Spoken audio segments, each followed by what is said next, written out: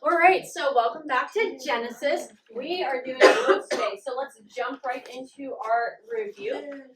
Last week we covered a giant section in Genesis chapters 4 through 11. First major story we looked at was Cain and Abel. We talked about how, yes, God intervenes into the story, but his intervention sort of stops at, hey, Cain, you should make good life choices.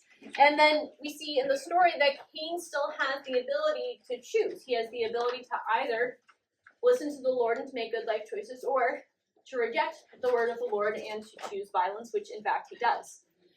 We saw in God's judgment upon Cain that there was justice done, but there was also mercy extended to Cain. As we continue, last week we also talked about the story of Noah and the flood. We had a major intervention this time, one of those cases where you're like, well, if I had to look around the world and wonder whether or not God was behind that one, I think the worldwide flood would qualify. We also had, at the same time, both the people at large and Noah making choices. Most of the people made poor life choices and selected wickedness to such an extreme that the Lord did indeed bring a flood, but Noah chose to believe God, even to the point of building an ark for a year, and then getting on it with all of these animals and his family, and then the floods came. We saw again mercy amidst the justice. God didn't just wipe everything and everyone out and start fresh on Jupiter or something like that, but he did preserve a remnant. We saw as well in this story that God's redemption plan is continuing. He recommissions Noah and his family and says, hey, multiply, fill the earth, and be fruitful. Do the thing as we continue. Now, our final sort of set of stories was the genealogy and then the story of the Tower of Babel in chapters 10 and 11. We saw that sort of all of the nations in the world are gathering together and they're saying, you know what?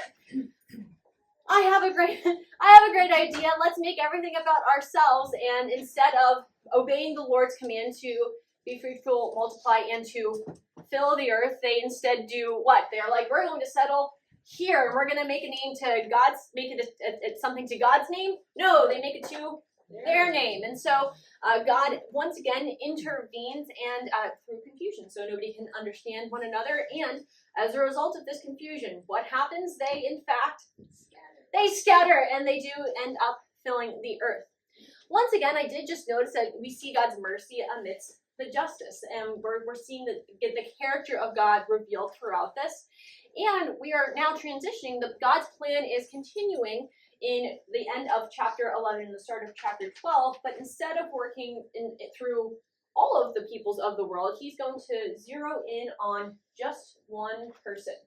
And so we are looking at Abraham today, pages 76 through 109, and we are flying. So we're starting off, why Abram? And of course it is Abram up on the screen, and then also Abraham, because Abram gets renamed Abraham in chapter 17. We're not quite there yet. We're in chapter 11. And as we take a look, I just had this question, why did God pick Abram?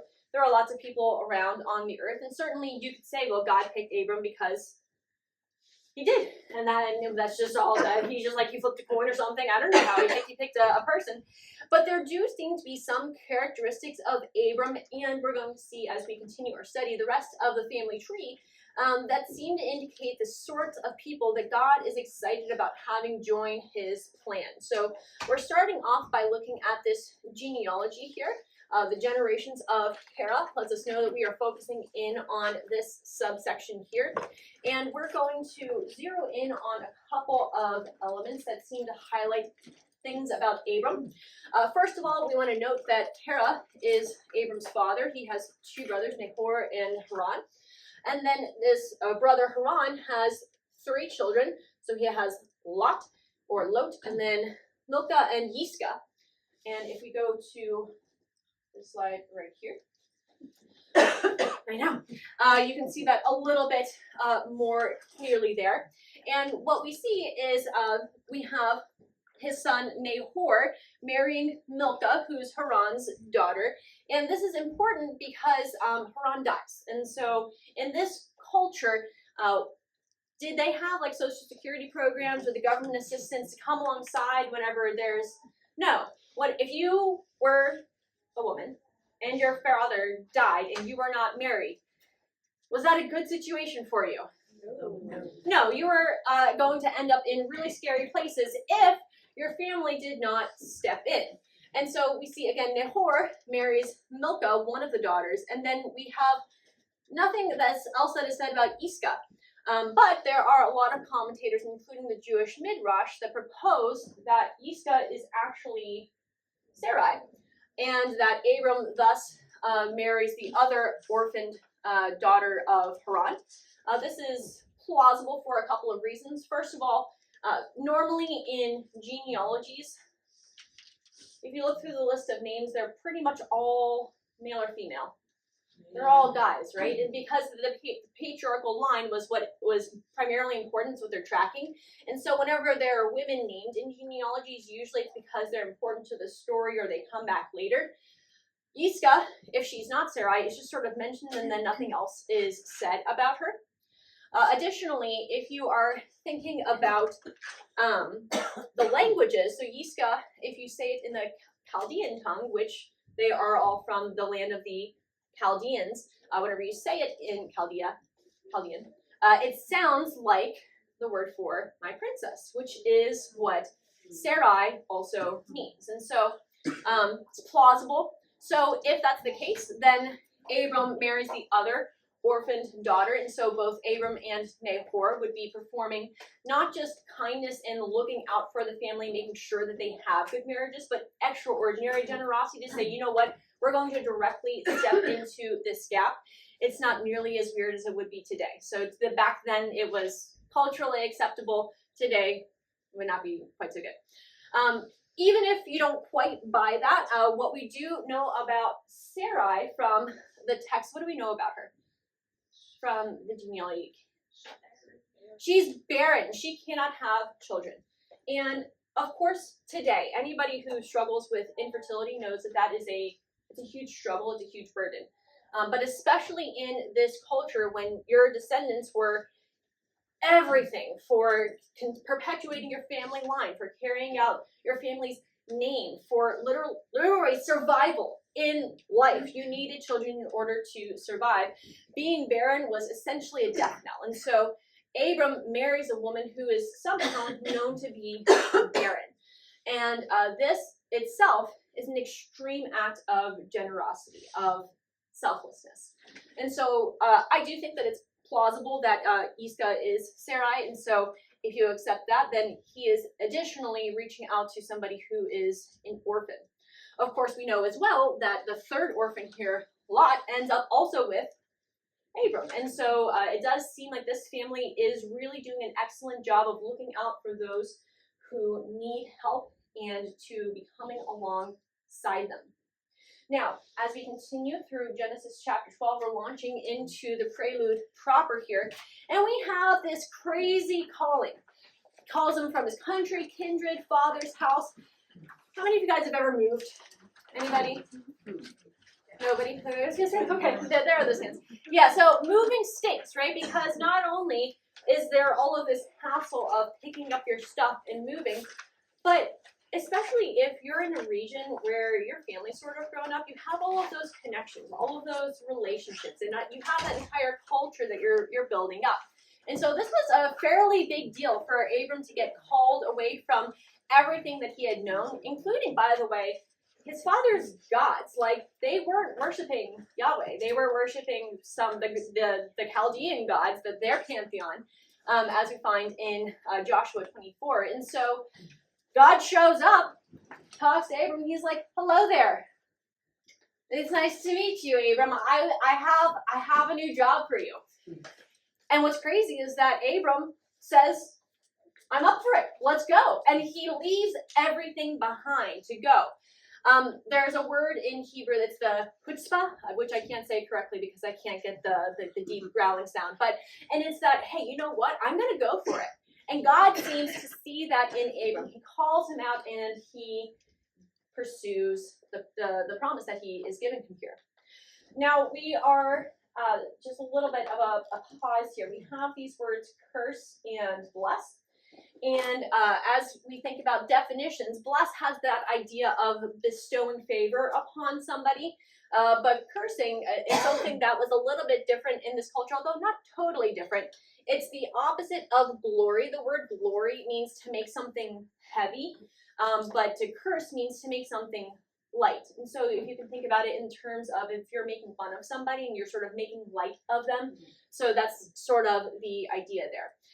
But before we move on from this section, I just want to highlight that the Lord says to Abram, hey, I'm going to bless you so that you can go off into your own little region of the world and just pile up blessings for yourself and hoard it like Smaug the dragon.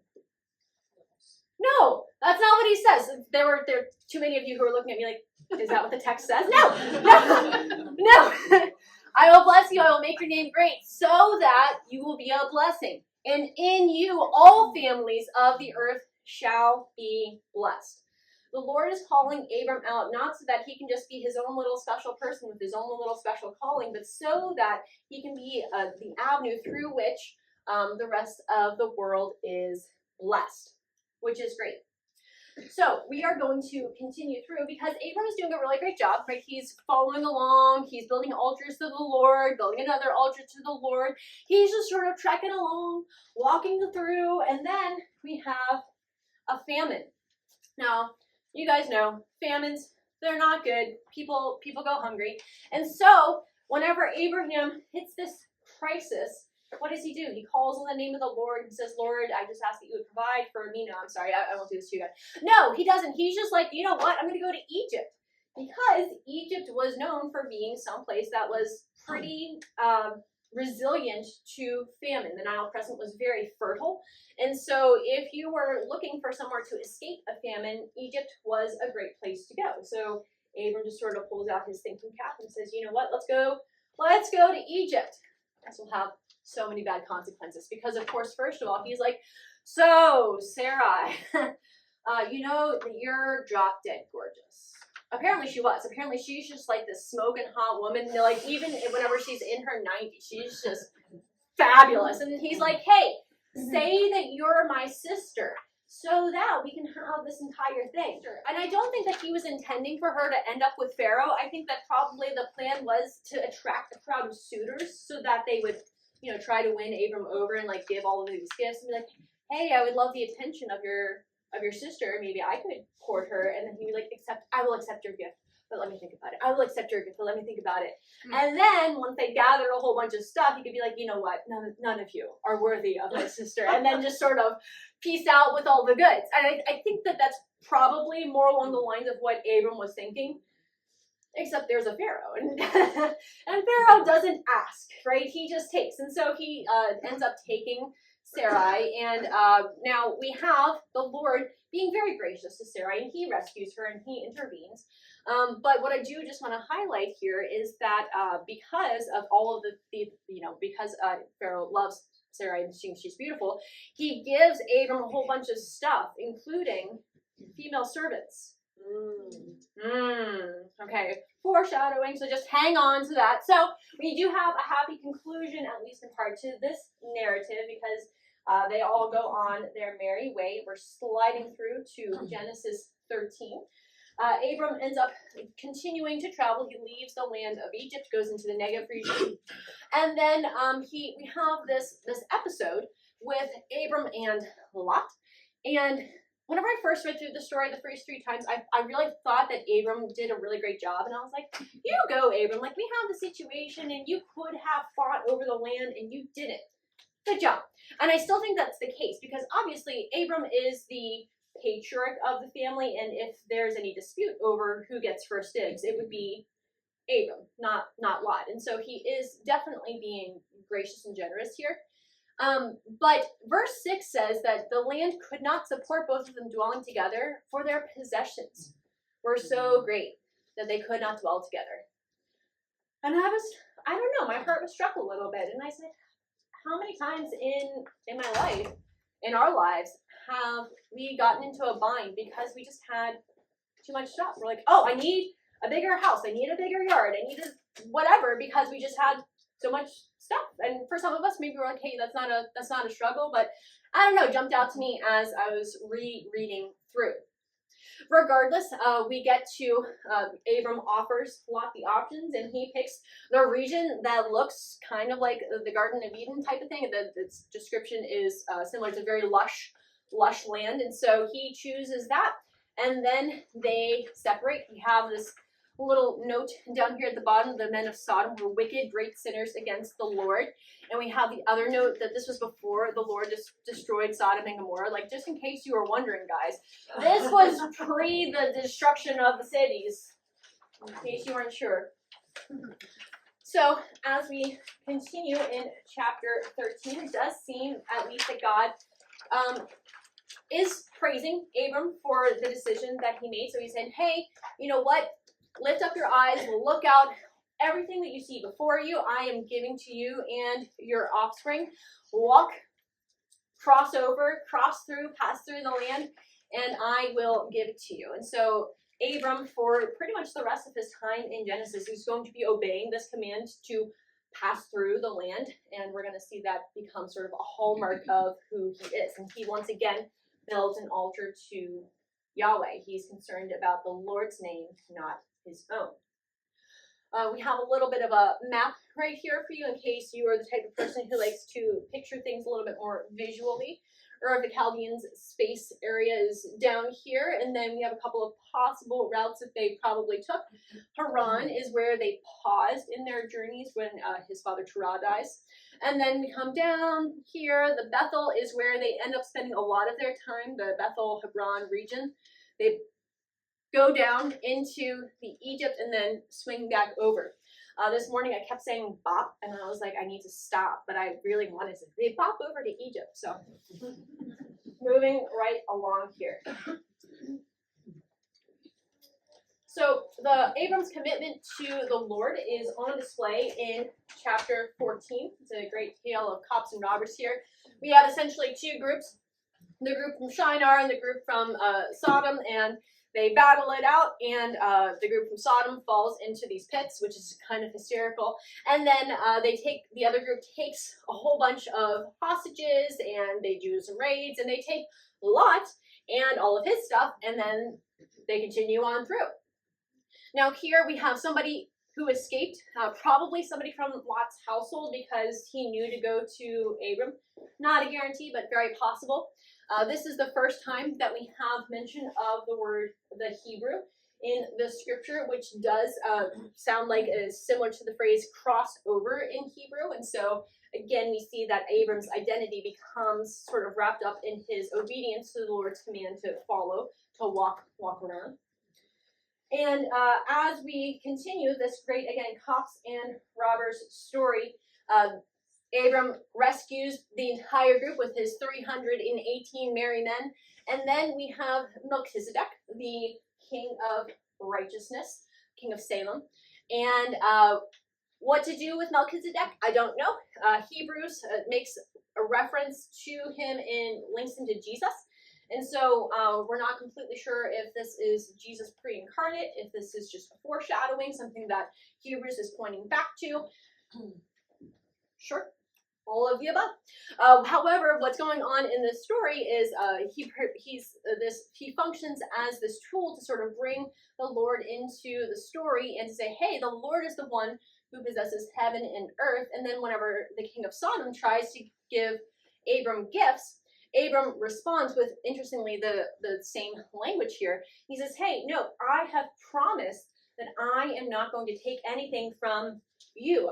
Everything that I have received, I'm getting from the Lord, which is an admirable statement. It is a little bit funny coming right on the heels of the Egypt chapter where he just got a whole bunch of his stuff from Pharaoh. But I think that this shows growth in Abram, that he's, hey, before, yes, I was taking stuff from the king of Egypt, but now whenever I have this opportunity to say, okay, yeah, I'm going to take all of this stuff, take the stuff, he says, nope. I am, the Lord is the one who has given me this victory. He is the one who is providing for me.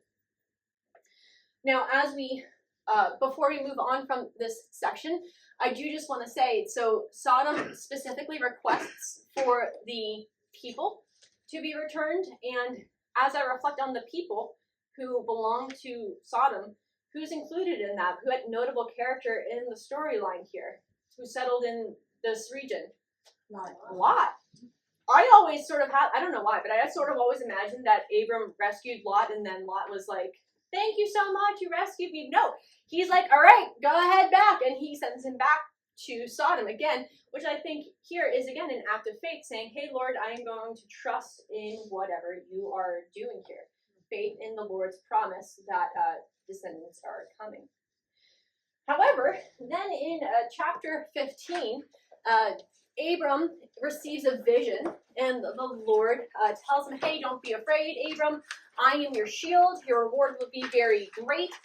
And Abram is not delighted with this response from the Lord. He says, oh Lord Yahweh, what will you give me? For I continue childless, and the heir of my house is Eliezer of Damascus. I have Lord and Yahweh designated differently here because Lord here is Adonai, which means master, and Yahweh is that proper name for God that we've been seeing throughout. So he uses both titles here. If you're looking in the ESV, it's a little bit tricky because it probably says, oh Lord God, and God is just in capital letters, and I was betrayed. I felt betrayed. And whenever I saw it, I was like, you have misled me in the ESV. It's all right. So the other thing I want to highlight here, which is easier to see when I read you the passage layout, is that Abram said, blah, blah, blah, and then he stops. And he doesn't get a response from the Lord. And then he says again, excuse me, would you look at this over here? You've given me no offspring, and a member of my household will be my heir. And I can't have to say it. So Damascus sounds like the Hebrew for heir of my house. The words sound very similar. It's just a wordplay. I just had to say it. Okay, so Abram is upset because he's like, hey, you promised me this descendant, and I trusted you. I trusted that you were going to come through for me, and I gave Lot back. And all I got is Eliezer. And I mean, he's a great guy, but I thought we had a different kind of agreement, Lord. And I do resonate with Abram here because I feel like so many times in life, whenever I'm going through something and I look at God's word and I say, okay, he's going to be with you, he's going to strengthen you, blah, blah, and I'm like, I don't feel strengthened, Lord. Or whatever the case may be, whenever we don't see the Lord's promises being fulfilled in the way that we think that he should be fulfilling them, sometimes we question. And why did God not respond to Abram right away? I'm not completely sure. I do think that it possibly could be related to what Abram's going to do as a result of the knowledge that he gets. Because the Lord says, hey, no, Eliezer's not going to be your heir. Your own son is going to be your heir. It's going to be from you directly. Look up to the heavens, number the stars. If you are able to number them, so shall your offspring be. And Abram here believes the Lord, and it is counted to him as righteousness. One of those verses that is foundational for our faith, that it's not something that we have to earn by works. It is just belief and trust in the Lord's promise that gives us access to that relationship with him. Now, in the second half of chapter 15, we have this crazy story of this blood pact, where Abram demands some sort of promise from the Lord. He's like, I know you said so, but I would like to make it doubly sure this time. And so they have these animals, and Abram cuts them in half and then lays them out against each other. That would in fact create a path of blood, because for those of you who are familiar with splitting animals in half, it is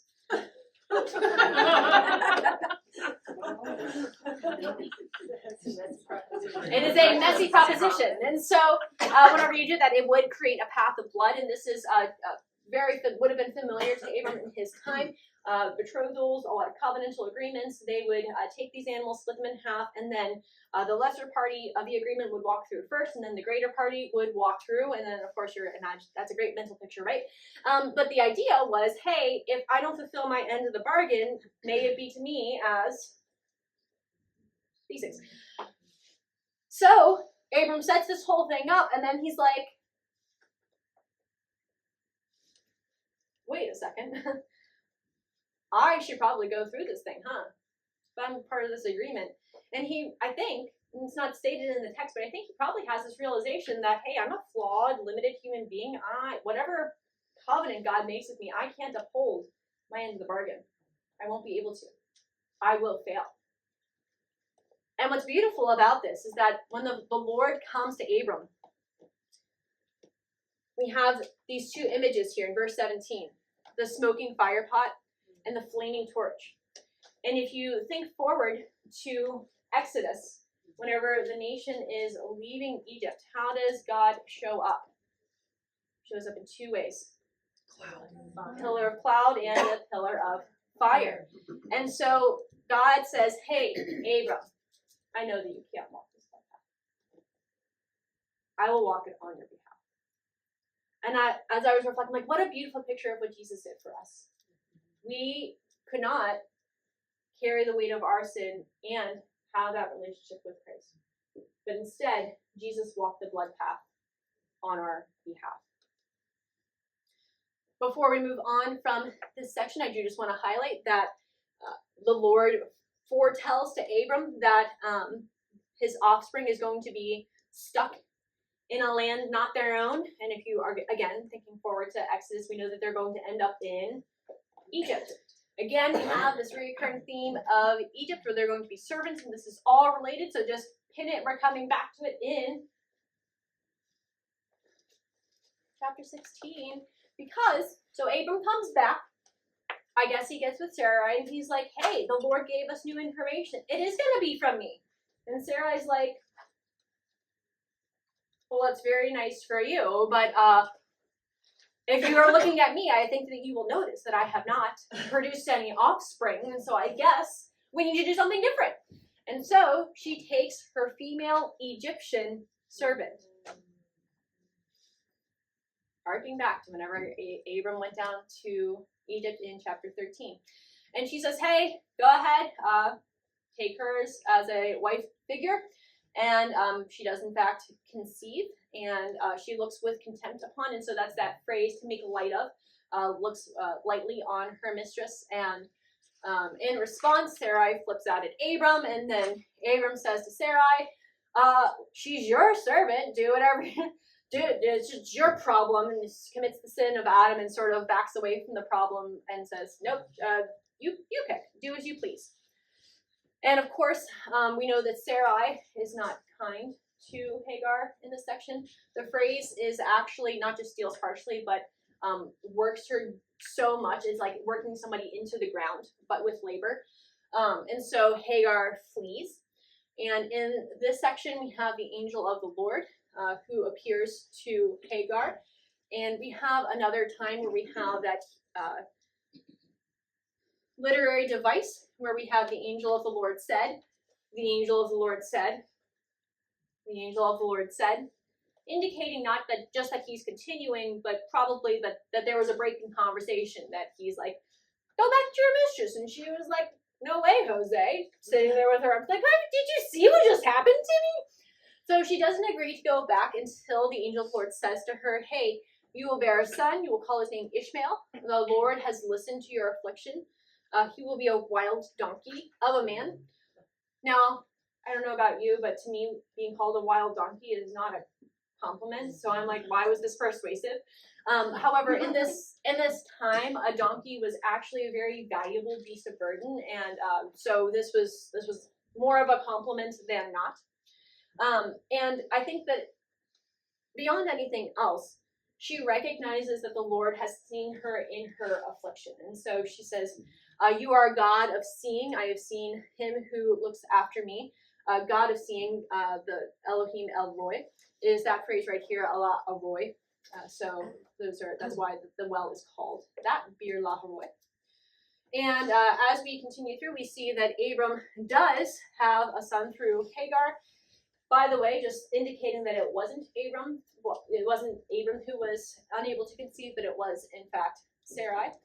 But it's really cool because God's like, nope, I have a special plan for Sarai as well. As we continue into chapter 17, we, of course, do have the Lord reappearing to Abram and saying, hey, it's not Ishmael.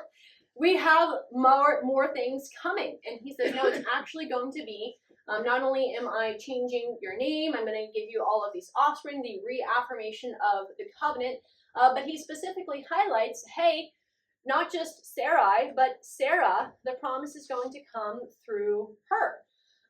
The change of name from Abram to Abraham seems to indicate, so Abram was just sort of like, hey, you're exalted, and then the exalted father, Abraham, is I'm the father of nations or of multitudes. Sarai is my princess, and then Sarah is the princess, again indicating that all of the peoples would be blessed by her. And he specifically says, hey, I'm going to give you a son by Sarah, which I treasure, because at this point in the story,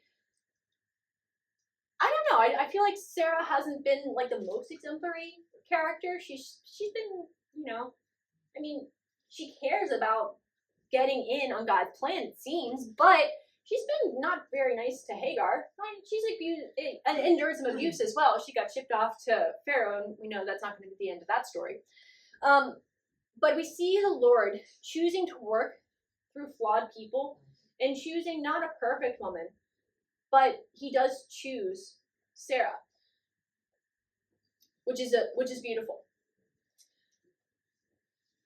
Also, in this section, I would be remiss if I didn't highlight the chiastic structure. There are actually, I think, multiple chiasms, which you can see even more seeing these side by side. We have the repetition of the theme of circumcision, but if you start with the ages, 99 and then around 100 in verse 17, and then work toward the center, we see that there's at least one chiasm that centers on circumcision. If you guys remember back to the story of Noah, we did have a sign of the covenant there with the rainbow in the sky. The Lord said, hey, I'm going to put my sign in the sky. In this story, God gives a different kind of sign. It's going to be an individual sign by which each member of this covenant nation would be able to look and recall, hey, not just the promise that the Lord had made to them, but the expectations that this covenantal promise laid on them, that, hey, you need to live up to being a part of this covenant nation.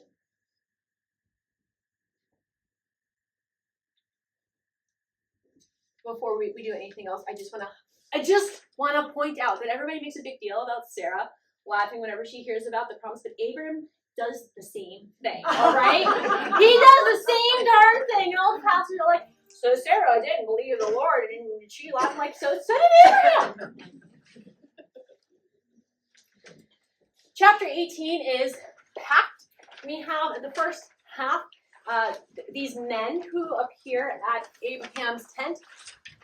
Don't know how much time has elapsed since everybody got circumcised. It's very possible that he's sitting in his tent at the heat of the day because it hurts and you don't want to move after.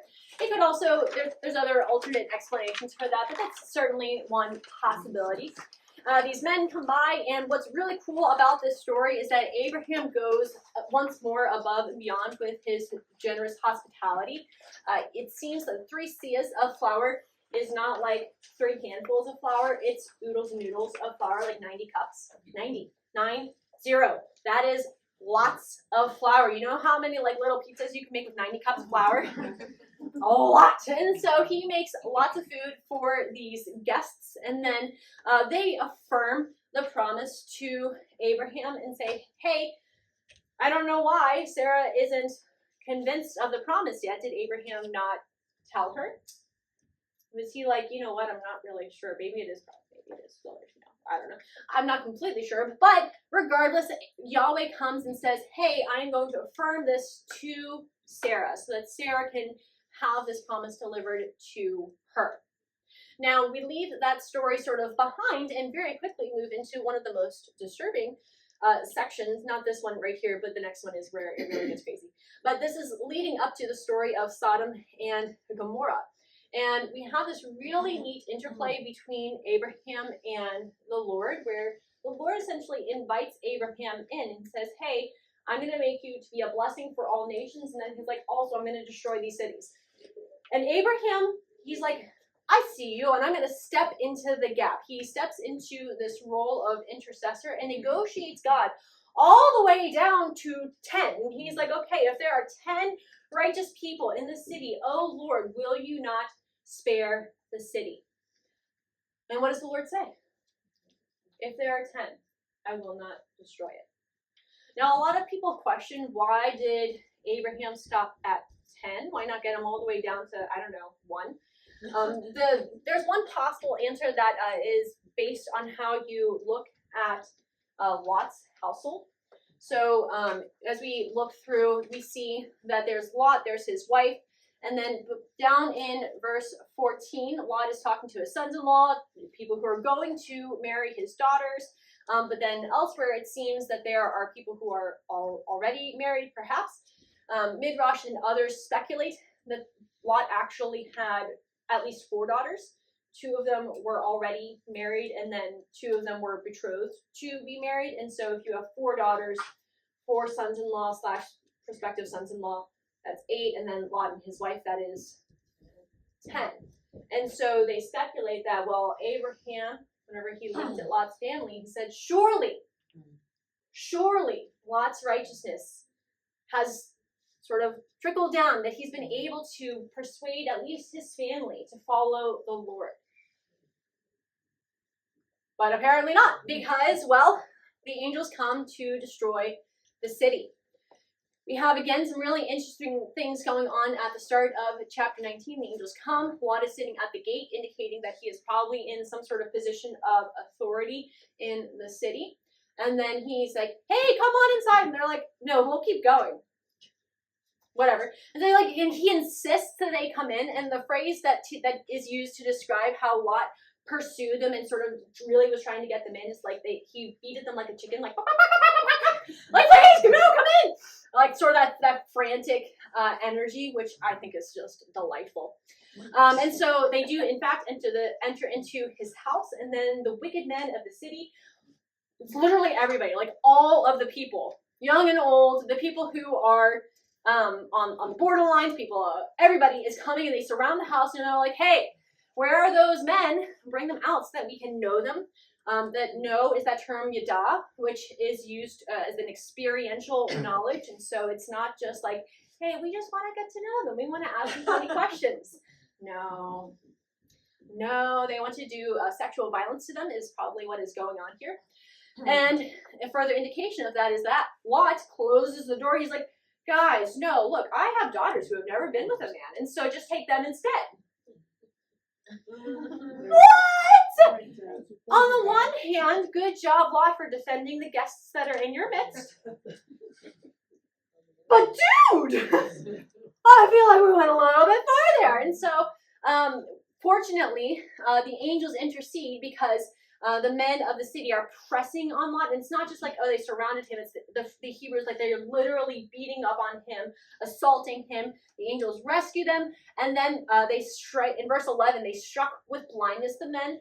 The Hebrew is that it literally skin grew over top of their eyes, which is like, it's like a horror movie.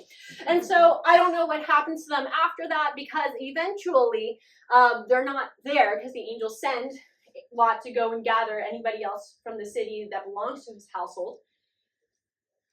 And they aren't there to stop him. So, and Lot's not able to convince anyone. He's not able to convince them to come with them. All of which I think testifies to the fact that Lot assimilated. Not completely, but he was influenced by the culture that he had planted himself in. And what a warning for us, I think, that to be aware. Like, we don't want to sequester ourselves and to never talk with people who don't know the Lord, who are familiar with his ways. But if that's what we ground ourselves in, then our witness can lose its power. Of course, as we continue throughout the story, we know that eventually Lot and his family are shown out of the city. His wife is turned into a pillar, or it's more like a fortress of salt, which is interesting. You're thinking, oh, maybe this all led into the Dead Sea. Who knows? And Lot escapes with his daughters, and then they're off living in a cave. It's funny, he spent this whole time begging the angels, hey, just let me go to this town of Zar. Just let me go over to this little town. Isn't it so small? You can spare one little city, right? Please, please, please. I don't want to get into the mountain. And then he ends up going to the mountain anyway. So you're like, what was the point? Anyway, And then we have this really, really troubling interlude where Lot's daughters get him drunk, and then each of them ends up sleeping with him and then bearing children. So the Moabites and then the Ammonites, their descendants, will end up being, again, enemies of the nation of Israel from there on out. Again, a troubling section, and I'm also troubled by the fact that at this point of the story, I might expect Lot and Abraham to meet up and to say, hey, like there's some sort of reunion, some sort of rescue, and there isn't. And I wonder if perhaps Lot felt like his sin was too great, or maybe if Abraham was like, look, your reputation is too tarnished. And I don't know, that's pure speculation here, so don't build a mountain out of that point. As we move into chapter 20, we have round 2 of the, Sarah, just pretend to be my sister, please, won't you? Which is just infuriating. Plus, at this point in the story, how old at least is Sarah? At least 90, right? Because we know that she was, she was promising that Abraham was like, well, I'm like 100 and she's 90. There's no way. And so she's at least 90. And people are still like, this gal, we got to get her into the harem. So, which I don't know, it's fascinating. And so the Lord appears to Abimelech and says, hey, you're with somebody else's wife. And we have this whole scenario where it just sort of rinse repeats. And what I appreciate again about this is not the fact that Abraham can't learn the lesson, but that it's just like us, right? There are some things that as we see the story of Abraham, he's growing, he's stretching, we see his faith developing. And then there are some things apparently that he's just like, I just can't kick this tick. It's my sister, not my wife, she's my sister. The sort of self-protective defense mechanism. And in our lives as well, there are some sins that take our whole life. And we fight. And again, the Lord is gracious and he doesn't give up on us because we struggle with sin. And so we come to the end of chapter 20. We are rolling right along into chapter 21. Keep on rolling. And in chapter 21, we have finally the conception of the child of promise, Isaac, or Yitzhak, is born. And the Hebrew for his name means he laughs. And I think that that's both sort of, it's kind of funny because God's like, you remember the time whenever you laughed. But also, Sarah is laughing with joy because she has endured so much of her life, living under this burden of being barren, being unable to perpetuate the line, being unable, she thinks, to participate in the promise. And now she can. And again, I love how the Lord works in her life. In verse 9, though, Ishmael is laughing, and we don't know what kind of laughing he was doing, if he was making fun of Isaac, or if he was just making noise. He was like, oh, that's a funny joke. Regardless, her attention is drawn to him, and she's like, yo, over my dead body am I sharing your inheritance with this child of a slave. And she wants to kick him out. And Abraham is displeased. That word is actually not really translated well in the ESV. It's a much stronger word, that he's really upset about the situation. But the Lord says to Abraham, hey, don't be this upset.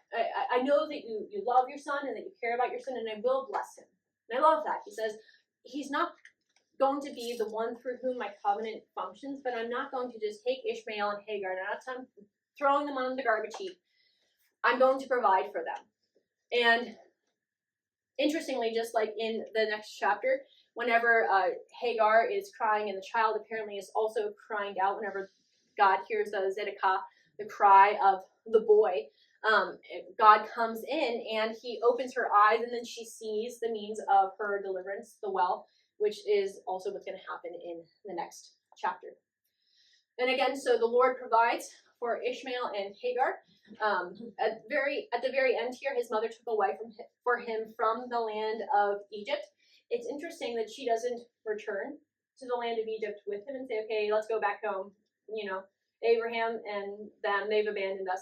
No, she seems to find value in being in this land of promise as well, which, again, I appreciate that. Now, in this little interlude here, verses 22 through 34, we have another interaction between Abimelech and Abraham. We have this dispute over a well, and Abraham says, you know what? I'm not going to make a big deal about this. I'm going to take 7 ewe lambs, and it's interesting because they're ewe lambs, so they wouldn't have had the horns, and so he's saying, I'm not going to fight you over this. I'm going to make a well of peace with you. Just showing him, again, leaning into here his calling to be a blessing to the nations, to be a witness to the land. And also down here, he plants a tamarisk tree, and any tree that's a tree takes a while to grow. How many of you guys have ever tried planting a tree? Anybody? And how big is that tree right now? You're like, it's this big now. I mean, some of them grow pretty fast. Tamarisk trees do not grow quickly. They take a really long time to grow, generations. And so we see Abraham again putting faith in God's promise and saying, hey, I'm not going to enjoy this tamarisk tree, but future generations will. You can trust in the promise of the land. Now, Genesis 22, one of my favorite sections of Scripture. Chapter 22, verse 1. After these things, sometime later, God tested Abraham and said to him, Abraham! He said, here I am. He said, take your son, your only son Isaac, whom you love. Go to the land of Mariah and offer him there as a burnt offering. What? I thought that God didn't do the whole child sacrifice thing. What in the world is going on here? On Sunday, Davey Ermold was teaching for Pastor Jeff, and he actually taught through this passage as well. And he highlighted how if today any one of us was to stand before you and say, so I received in a vision from the Lord instructions that I'm supposed to take my child and sacrifice him to the Lord. There is a special section in the hospital where we would be taken and sequestered off because that's not a thing, right? That's not a thing that happens anymore. And so this is crazy for us, but for Abraham, like other cultures did this. Like having your child offered as a sacrifice was a thing. But I thought God was different, right? And I do think that this whole story functions as a tool for Abraham to show him in such a way that could have been shown in no other way that God is different. God is not the same as the gods of the other cultures. And he tells him to take his only son, Isaac. Is Isaac his only son? Is he even the only son that he loves? According to the last section where he was like, well, what about Ishmael? No, so what is the point here? Well, Ishmael is not around anymore. They sent him away. Lot is not around anymore. He's been sent away. He's living off in a cave somewhere. And so he's taking the only option that Abraham has left. He's saying, okay, do you trust me even with Isaac, the child of promise, through whom I told you all of these things would come to pass? And Abraham does. He rises early in the morning, takes his son Isaac, and there's lots of Hebrew going on in verses 7 through 8 that seems to indicate that Isaac knew, he kind of knew what was going on. It's not like he's 2 in this section. He's at least a teenager, it seems, and he's like, Dad, sorry to interrupt you, but I've been looking around here, and I noticed that we have the wood, and we have stuff from the fire, and we have the knife, but we don't have a lamb. Dad, where's the lamb? And Abraham replies, God will provide for himself the lamb for a burnt offering, my son. And you can read that either as, my son, he's going to provide an offering, or he will provide the burnt offering, my son. Regardless, whenever they get to the place of offering, Abraham's over 100. Isaac is at least a teenager. If there is a knockdown drag out, Isaac would have won. And so it seems that Isaac willingly lays himself down on this altar. Can you imagine what's going through his mind at this time? I don't understand, Dad. What is going on? And of course, at the last moment, as Abram's reaching out his hand to take up the knife to slaughter his son, the angel of the Lord calls to him and says, Abraham, Abraham. And he says, here I am. Here I am. Here I am. Abraham is here, and he is, whatever the Lord has for him, he's here for it. He says, don't lay your hand on the boy or do anything. I know that you fear God, seeing as how you have not withheld your son, your only son, from me. And then, of course, we have the provision of the ram. And again, it's that same phrasing. He lifted up his eyes and looked, and there was the ram, the entire time. Just like Jesus, in fact, was our sacrificial lamb offered up instead of us. And I have to love this, especially because I am actually named after this mountain, Mount Mariah. I was a surprise. I was not precisely planned, and so whenever they're like, aha, we are young and finances are tough, and haha, we need the Lord to provide. And so on this mountain where the Lord provided for Abraham, this is what I am named for, that the Lord would provide. And indeed, he did, both for Abraham and for my family, and so he does for each one of us. One little cliffhanger I just want to highlight. Verse 19, Abraham returned to his young men, and they arose and went together to Beersheba. Does Isaac come down off the mountain with Abraham?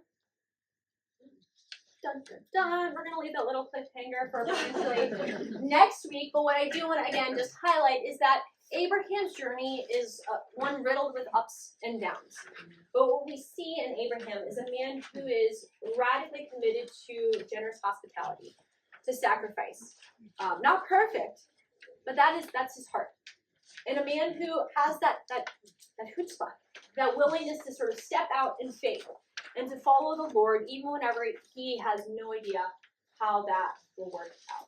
And I think that those are characteristics that the Lord would call us to as well. Hike Your Own Hike is looking at Isaac or Yitzhak. If you're looking for the small group discussion questions, that's there. We're going to break into our small groups. I'll switch back over there. Thank you all so much for your time and attention. Have a wonderful rest of your evening.